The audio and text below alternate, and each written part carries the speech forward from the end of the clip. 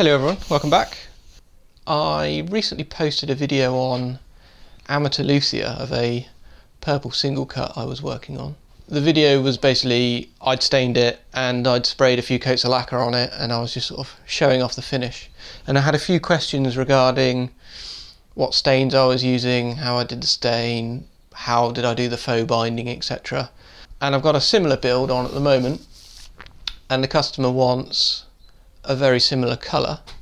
So this is it's another PRS style build, obviously based on the custom 24. It's a 24 fret, although it's a much deeper carve than you would get on a custom 24. It's more like a McCarty. The cap's about 3/4 of an inch thick, might even be more than that actually. It's yeah, probably 7/8 of an inch, I think. It's about 21-22 mil thick. So yeah, it's more like a McCarty style build. You've got a three-way toggle down here instead of a blade switch, and also the back on this one is carved more like a hollow body style guitar. And I thought this one would be an interesting one to do because we've also got a flamed maple neck, and he wants the neck to be stained as the top. So a bit more challenging, bit more interesting, I think. So I'm going to try and take you from the process where I've sanded it all up to 320, raised the grain, etc, etc. So we're going to go through staining, and then I'm going to seal it, and then I'm going to go through the lacquering process as well. So let's crack on.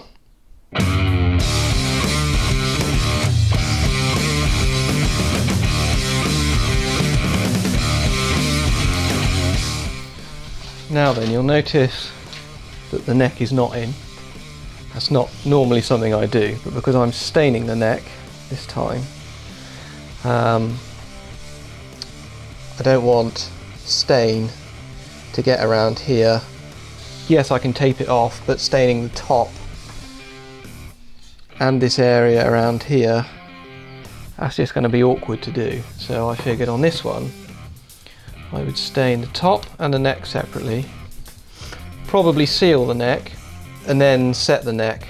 That way I'm sealing the neck first, because basically I don't want, when I go to scrub away all the excess glue from around the neck pocket, I don't want to end up taking stain off. That would probably look pretty terrible. I always find these guitars are quite challenging to stain. And that's because the faux binding, it has a habit, especially if you're using water-based stains or dyes, of getting stain on the edges. And it's not so much stain dripping over the edges. I mean, that is a problem if you're not careful, but actually the issue tends to be stain soaking in through the top close to the edges, and it's pulled through and then is visible along here, and then no amount of sanding will ever get rid of that, unfortunately. So it's something to be careful of. Alcohol based dyes, I think, are better. They have a tendency of soaking up less, but then every piece of wood is very different. Some pieces of wood are incredibly porous, some aren't. It helps to raise the grain beforehand, which I've done. So I've sanded up to 320 grit. I sanded to 240, dampened it down with a damp cloth, which raised the grain, then sanded to 320, and then I did the exact same thing again. Dampened it down, raised the grain, sanded at 320 again. The other thing that makes these particularly challenging, I find, is this area around here. That has to be taped off really well, otherwise colour just soaks through into the mahogany and it looks terrible. So the first thing I'm going to do is tape this off with some painter's tape, and be careful. Now this job is a pain. It's really difficult to get tape around there well. It's easy to tape around convex shapes, but concave shapes are quite difficult, so let's have a go.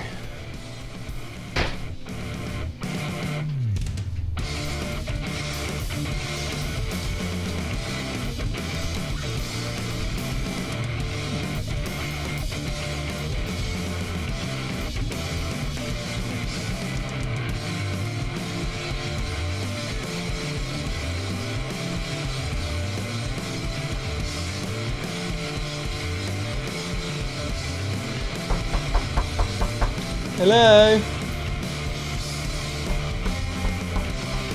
Hello? I'm filming actually, Poppy.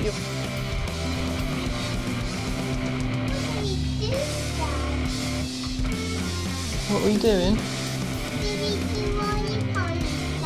Were you doing roly-polies, were you, Munchkin? Would you like to be a YouTube star, Isabel?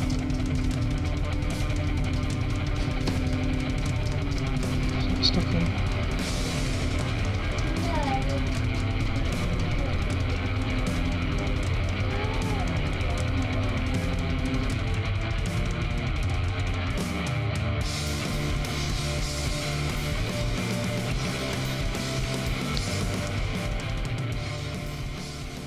That was a quick visit from my 2-year-old daughter and spaniel.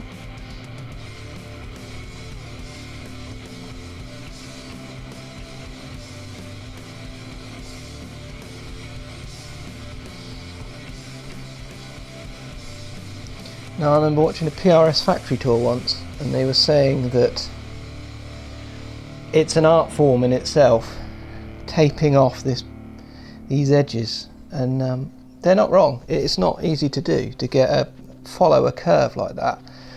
You really have to push the tape on, make sure it's really burnished onto the wood, otherwise it will all just seep underneath.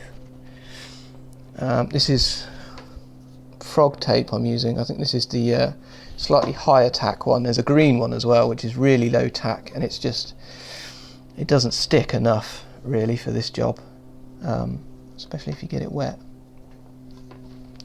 Anyway, that's done. So that's on there. Now I better find some stain. So I'm using some old t-shirt material. I don't think any kind of kitchen towel or paper towel is ideal for staining, to be honest. Tried all sorts, none of them are any good. Old t-shirt material I find is the best by a long way. Anyway, I'm starting off by staining it black. Now some people say that you should never use black as a sort of a popping the figure sort of base coat colour. The recommendation a lot of the time is that you should use browns. Browns in my view don't really work that well if you're doing things like blues. Browns are made up from the 3 primary colours, and there's a potential for the blue to mix with the brown, and you can end up with sort of green hues, which we don't want. And you know that kind of the yellowing in the wood. This isn't the whitest piece of wood in the world, so you've got the kind of the yellows tone from the wood combining with the yellows in the brown, and you can end up basically with a more greeny looking blue, which is definitely less desirable. So I like to use black first on blues. That works quite well. Let's go.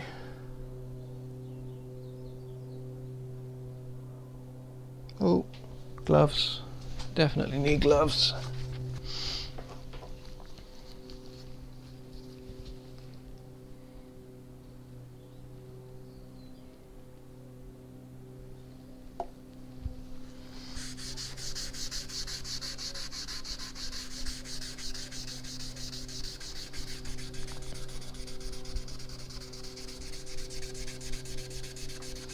Now I'm going for this base colour first, and that's because so I'm staining it blue.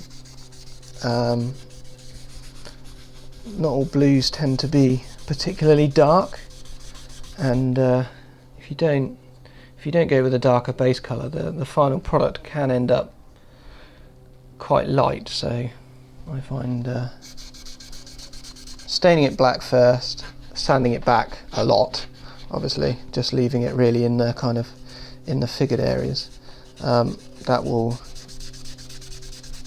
certainly darken up the final product and hopefully show off a bit more of the figure. That's the idea anyway.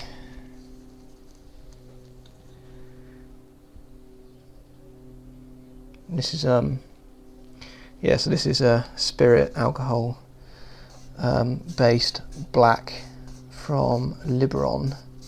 I'm not a huge fan of all of their stains. I think their water-based concentrates are great. Their blues are terrible. I've not found a decent blue of theirs in either water-based or alcohol-based. For the other colours I'm using Angelus dyes. Their leather dyes I think work really well. It just happens that this black's fine, I've got it. I don't currently have a black Angelus dye.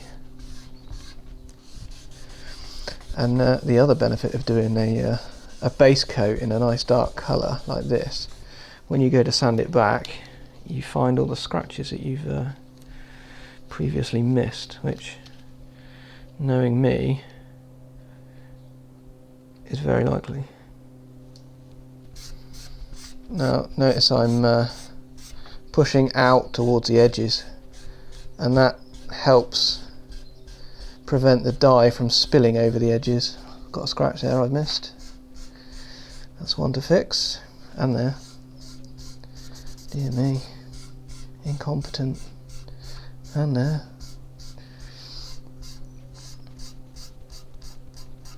I do think to myself sometimes I'd actually save myself a lot of effort if I just carved with power tools rather than hand tools, because you do often find a little gouge mark or scrape from a thumb plane that you've missed. But I don't know, I just find hand carving to be a lot more therapeutic than doing it with an angle grinder. It's also incredibly messy. Maybe if there's some means of dust extraction on an angle grinder, I'd be more interested. These little horns here are quite awkward to get at without getting stain all down the sides. So even though I've got a couple of scratches, and you can see those as well when you're applying the stain, because the stain doesn't take into the scratch very well. But it's important to try and get the stain to go into them, because that way when you're sanding it back you can see that until the stain is removed from that area, your scratch is still there. So it's just a really good way of highlighting it. Now then, I've got not a lot of stain on this, and I'm just gonna, do you know what, I'm gonna put a bit more tape on there. Safety first. Now I just put a bit more tape on there because I need to, in order to avoid the stain from soaking down into the mahogany, it helps to come up off of the tape. However, you do kind of get this little line of unstained maple, so it's just a generally awkward thing to do, to be honest, but it looks cool, I suppose. Makes the access up there slightly better.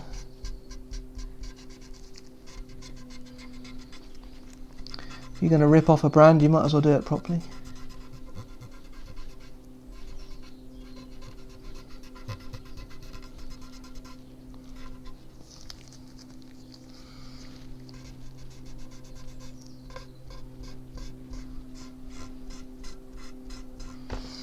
Right, a couple of scratches I can see that I've missed. Well, they're not so much scratches, more ever so slightly low spots.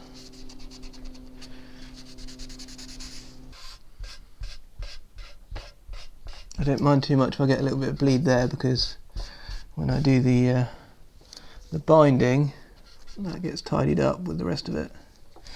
In fact, you may notice that this is all like a really hard edge. I haven't done anything to round this edge off at all, and that's all done after the staining. Obviously I need to round it off because that's not going to be very comfortable as is, but yeah, that's all part of the binding process. So I've taped off the headstock. This is ebony binding, so the sides not too worried about. Obviously I don't want to get any stain on the headstock. In fact, this masking tape is going to stay here until I lacquer the guitar, because I want the headstock to get the same treatment as the fretboard, as it's the same wood. I find it a bit weird when you get a kind of satin looking ebony fretboard and then a high gloss ebony headstock. It just looks a bit weird. And it's also one less thing to wet sand, so win.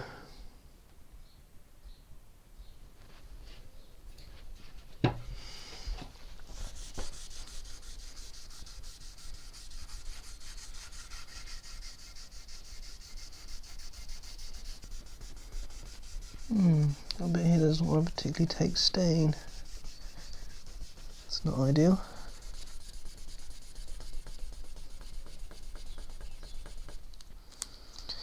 Yeah, I've got a little bit of glue residue left over on the binding, in which case I'll have to sand back and tidy that up.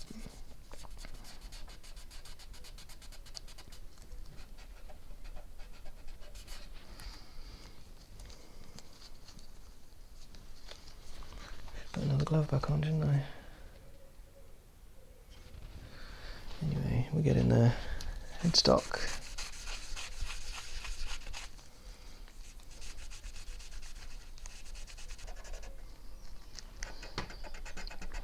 Obviously the moustache is extremely awkward. I think I might need to saturate the rag a little bit and hopefully it'll soak in a bit. Let's see.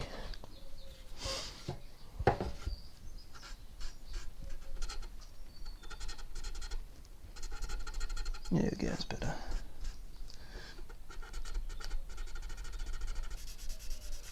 Yeah, I've definitely got a bit of glue residue along this, along the binding, which I'll have to solve. I mean, it might be okay actually. It might be the case of when I sand it back with 320 that that's fixed.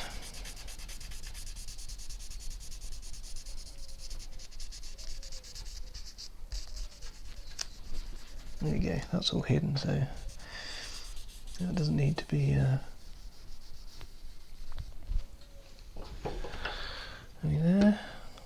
Put a bit more on.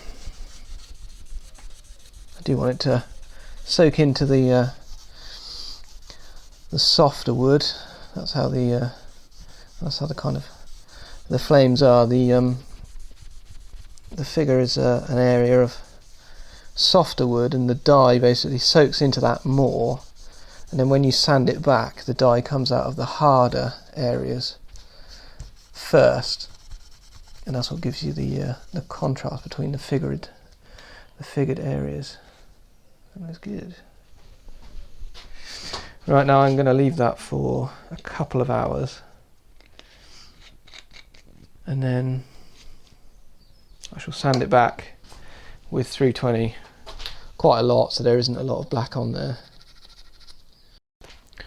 Right, what have we got?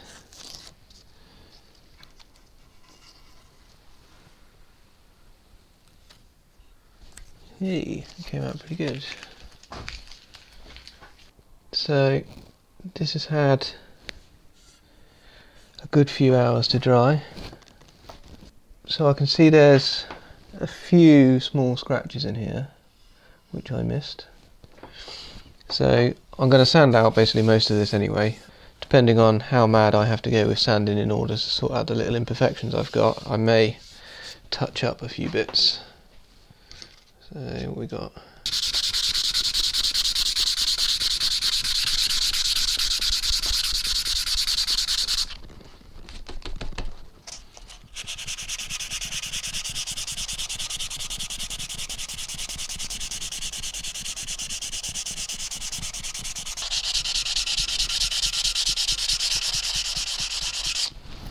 Now when you get to the horns, and it's the same with the pots and the cutaway here, it's very easy when you get to the the brow of the carve to end up with a line along here and here that has absolutely no stain in it at all. So I'm being careful to avoid that. I'm kind of sand up to it as much as I can before I actually sand it. That way I'm not overworking that area too much.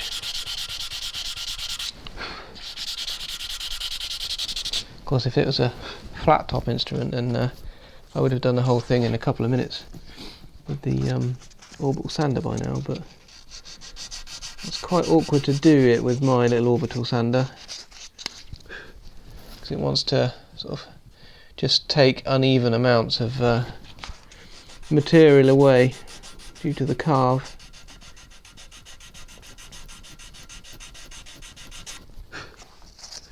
See another little bit I've missed here. There's these occasional line going around, little black line popping up, and that is essentially where I originally used a router, went around with a rebate bit, and that's to mark where I was carving to. And obviously I've carved up to it, and I can't feel it or see it with the naked eye, but now that it's got stain in it, I know there's a little tiny line there. So I just need to sand that out. And you can see there was one here as well.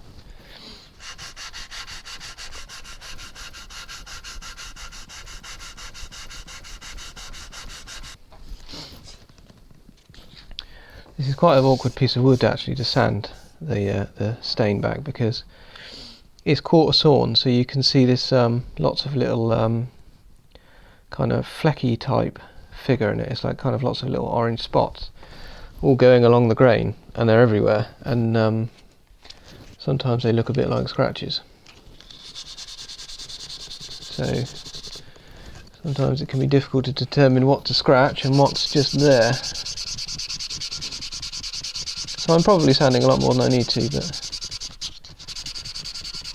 better to be safe than sorry. I'd rather, like these edges, I'm going to have to touch these up with black dye and then come back and knock it back again with some sandpaper, but I would rather do that than have scratches in it.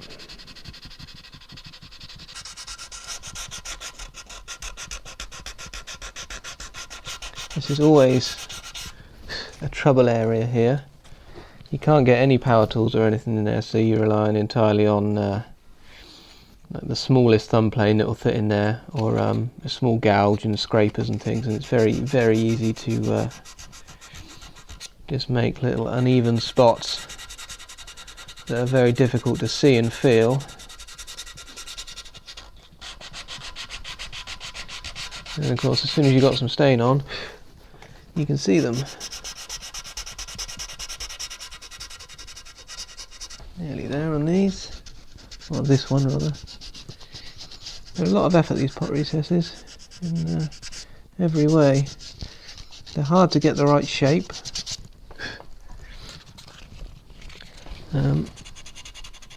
They're hard to sand in the first place. Getting them to stain right and look good, because the aim of the game is to try and, you know, the figure that runs up to it is to, you want to try and keep it running through. If I don't sand this all the way back in here, it'll just look like a really dark splodge inside and not look as good. So we want to we want the finish in them to look seamless. I mean, I know you only really see the edges of them under the pots, but still, this one obviously is the three-way toggle, so that will be highly visible. Let's see, here we go.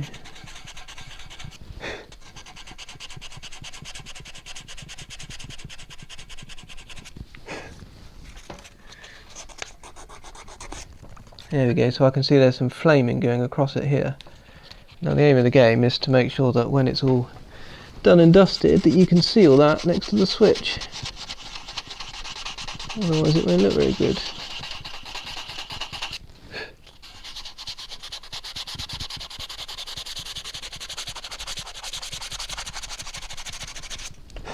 Right, I think I'm going to give it a hoover, give it a clean down with thinners, see what it looks like, and then do something about these edges. This will look awesome with a light blue over it now, like a faded blue denim type look. But that's not what we're going for. We're going for purpley blue. So I've got the whole thing stained black and then sanded back. So now it's this kind of mucky grey type colour, but it's darker in all the flamey bits, as you can see. And you may think that it looks like a bit of a dog's dinner at the moment, and you might be right, but stick with it. Now then, this is Angelus Blue I'm using there. The colour's just a bit intense, so I've diluted it ever so slightly, probably not even 10%, with their clear dilutant, and that should just mean that I haven't got to sand it back quite as much.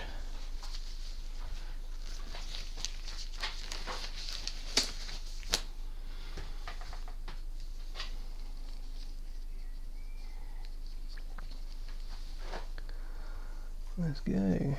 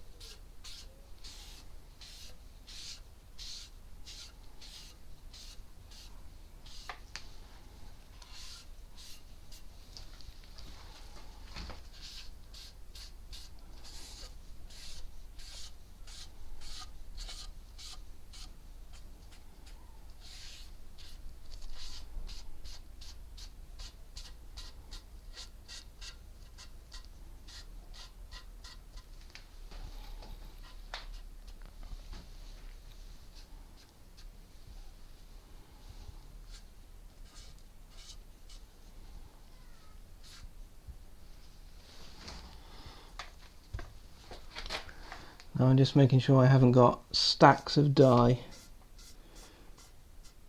on while I do this bit. I think I said the same when I was doing the black. I don't want it to seep in underneath the tape at all. If I can help it, that is, because it will go onto the mahogany.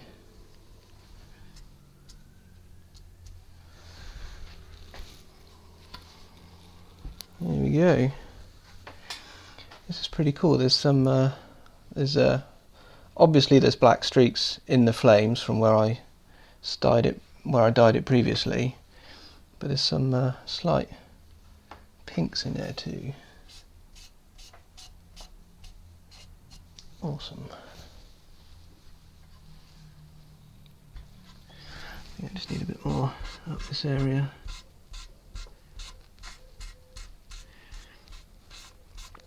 I'm trying not to go too mad because I don't really want the blue to blend with the blacks that are already in the figure. If you keep putting wet dye on top of wet dye, then it all just kind of blends together and you can end up with a sort of murky brown colour, which we don't really want. Awesome. Same thing on the neck.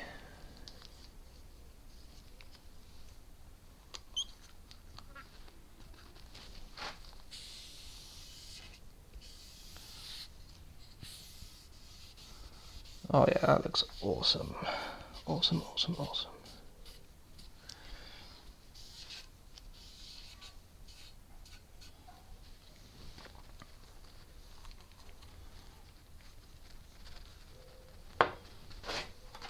I actually haven't got that much stain left.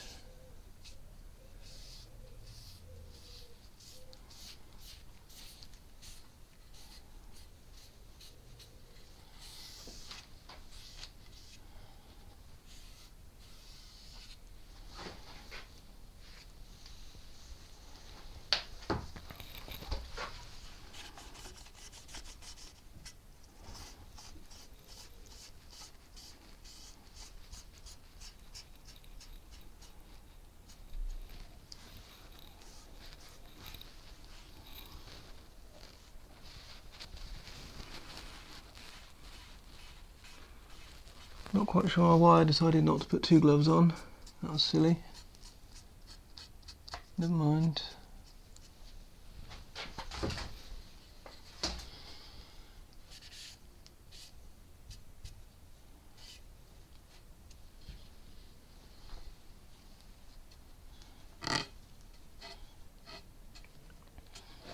Getting dye in the middle of the moustache is a bit awkward. Trying to soak it up a bit.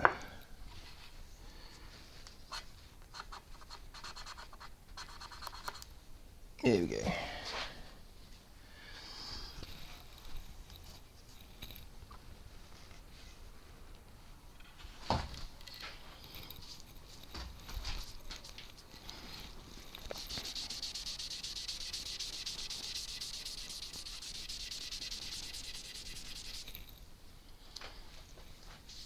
Oh, missed a bit.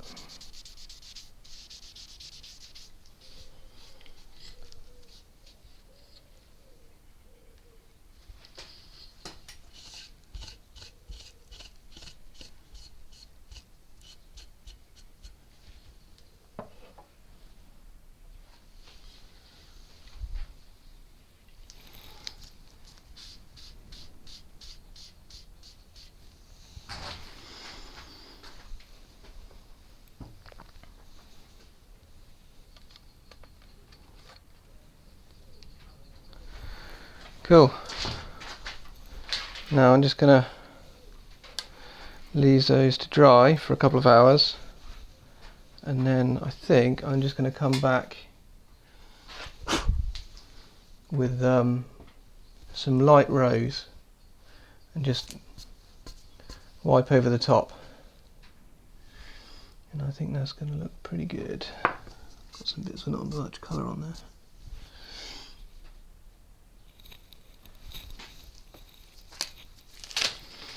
Done. Right, so this has been drying overnight, and I'm just going to take some fine wire wool and just rub it down a little bit, and hopefully that's going to make some of this figure pop a bit more. There's sort of some places where the colour's just a bit too intense and it's quite dark, like around here, so if I rub it back, that should make it look a bit nicer.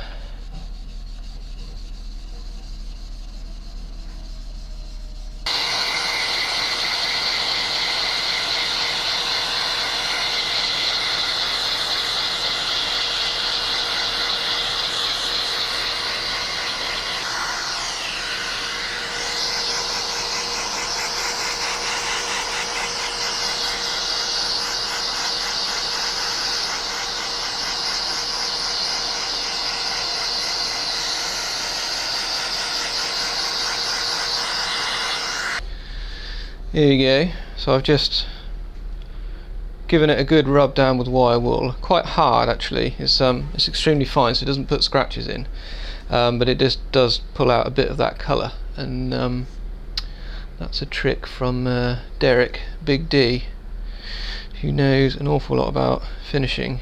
I think he pretty much uses it all the time.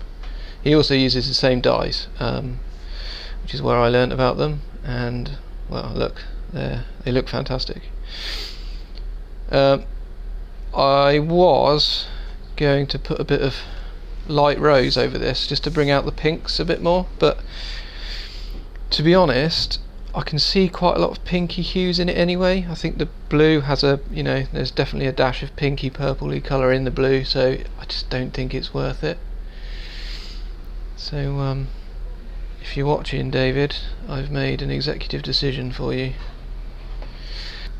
Now then, to do this binding edge, what I used to do was just use a razor blade and scrape along the edge, and that would give a really nice sharp definitive line across here. But that doesn't really do the rounding over. And also you've got to be really careful with this, because you need to go with the grain. If you go against the grain, then you end up just sort of chattering along the end grain. It's quite easy to get a lot of chattering and it just doesn't look very good. So I've taken to just using this 3M 150, and that seems to work quite well actually. You can round over quite nicely with 150, and the idea really is to get rid of the colour, make sure there's none in the side. So you can see I've had a little bit of spill over here. Hopefully that haven't soaked in too much, but we shall see. And just go for it really. Sand away. And this is really the thing that it just makes the top go from something that just looks like it's got stained chucked over it to a kind of almost a finished article really.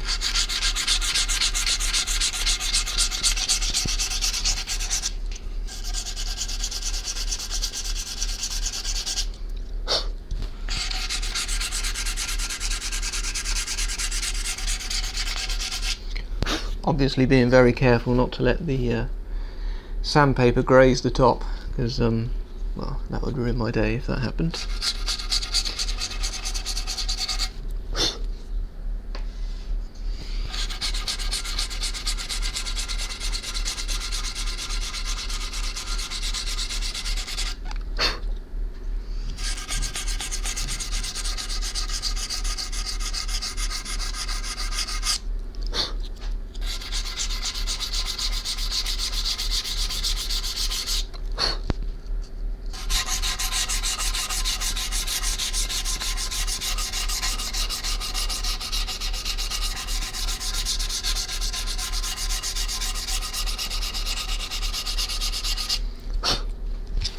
Also, I want to be careful of, obviously I'm now seeing some blue dust getting in my sandpaper. If I keep working the same bit of sandpaper over it again and again, then I may very well end up with some sort of blue stain appearing around the binding edge. So you need to make sure you move the sandpaper around often so that doesn't happen. And I'm actually cutting in quite a way. The aim is so that when I look at the body head on, I can kind of see a light, a pale line going all the way around. So there's probably a round over on there of at least a couple of mil that I'm making. And at the moment I'm essentially just putting a 45-degree angle on it, but then I'll kind of roll over slightly and round it so it's more comfortable.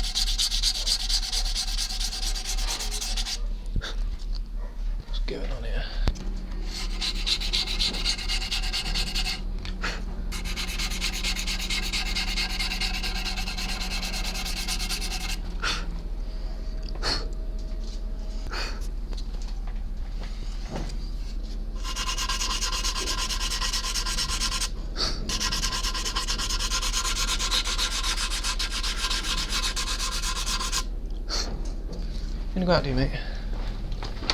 Go on then.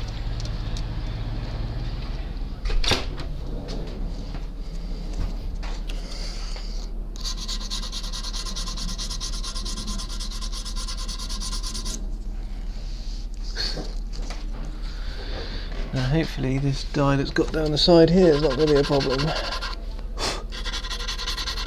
Shouldn't be.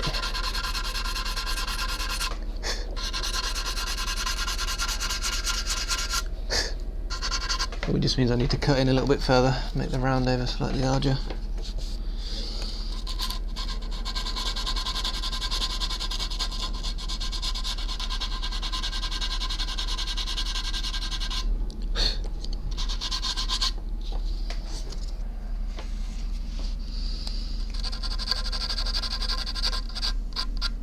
Of course, the beauty of doing this job with the neck off, it's much easier to get into these corners just here.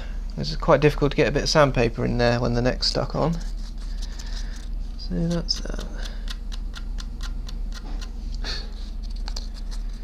On the other hand, getting dye soaked into end grain is a pain to get out because it just sucks it up.